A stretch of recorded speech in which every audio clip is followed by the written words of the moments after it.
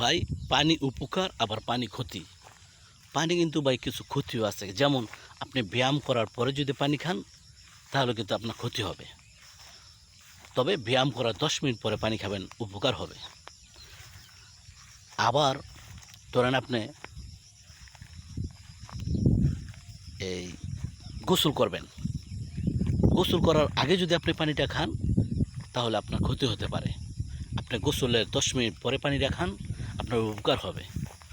তবে আমরা যদি আল্লাহ তাআলার যেই দান জিনিসগুলো আমরা যদি মাইনা চলি, অবশ্যই আমাদের কিন্তু শান্তি হবে, আমরা কিন্তু ভালো থাকতে পারবো, সুস্থ থাকতে পারবো। আমরা যদি আল্লাহর হুকুমগুলো না মানি আমরা কিন্তু অসুস্থ হয়ে যাব। আল্লাহ তাআলা আমাদেরকে যেমন দুনিয়াতে পাঠাইছে 18,000 মাখলুকারের মধ্যে শ্রেষ্ঠ জীব বানায়া, আমরা কিন্তু 18,000 মাখলুকারের মধ্যে শ্রেষ্ঠ জীব, আমাদের গোলাম কিন্তু সব কিছু। এই যে দেখছেন এই গাছটা যদি আমি সিরালাই, এই গাছটা আমার সিরালাইছি, এই গাছটা কিছু আমার বলতে পারে না কেন, আমার পাওয়ার অনেক বেশি। আমি 18,000 মাখলুকারের মধ্যে শ্রেষ্ঠ জীব, আমাকে আল্লাহ পাওয়ার দিছে। কিন্তু আমার একটাই কাম, আমি করব আল্লাহর কাম, আল্লাহ তাআলা করবে আমার কাম। তাহলে পৃথিবীর সব কিছু গোলাম হবে আমার। আমি যদি পৃথিবীর সব কিছু গোলাম বানাইতে পারি তাহলে কি করতে হবে, আমাকে আল্লাহর হুকুম আমাকে মানতে হবে। আল্লাহর কালিমা, নামাজ, রোজা, হজ, জাকাত 5টা হুকুম মানতেই হবে। যদি মানি তাহলে পৃথিবীর সব কিছু আমার গোলাম হয়ে যাবে। বাঘ, ভালুক, হাতি, ঘোড়া আমাকে কিছু করবে না যদি আমি আল্লাহর হুকুম মানি।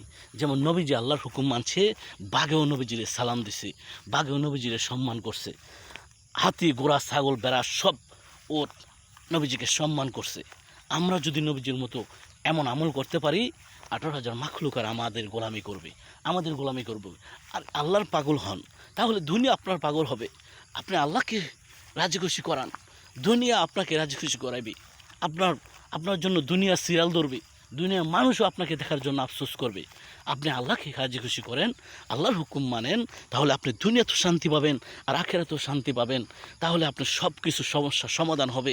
আল্লাহ তাআলা চায় তো আপনি সব কিছু আপনি পেয়ে যাবেন। আল্লাহ তাআলা না চায় আপনি লক্ষ লক্ষ কাজকর্ম কইরাও, আপনি মেহনত কইরাও আপনি পারবেন না কোনো কিছু সফল হতে, যদি আল্লাহ তাআলা না চায়। আর যদি আল্লাহ তাআলা চায় তাহলে কম জায়গার মধ্যে আপনি সফল হতে পারবেন। নবীজিকে বলছিল, হে নবীজি, আপনি কি উহুদ পাহাড়টাকে আপনাকে স্বর্ণ বানাই দিব? নবীজি বলছেন, না আল্লাহ, যদি উহুদ পাহাড় আমাকে স্বর্ণ বানাই দেন তাহলে মানুষের বলবো নবীজি বড়লোক ছিল, স্বর্ণের পাহাড় ছিল, নবীজি দান করছে মানুষকে। কিন্তু না আল্লাহ, আমি গরিব থেকে মানুষকে দান করব, আমি গরিব তারপরে মানুষকে দান করব। আল্লাহ আপনি রাজি খুশি থাকেন। আল্লাহকে রাজি খুশি করার জন্য সব জিনিস করতে হবে, তাহলে আমরা সফল হতে পারবো ইনশাআল্লাহ। আল্লাহ তাআলা আমাদের সবাইকে তৌফিক দান করুক, আমিন।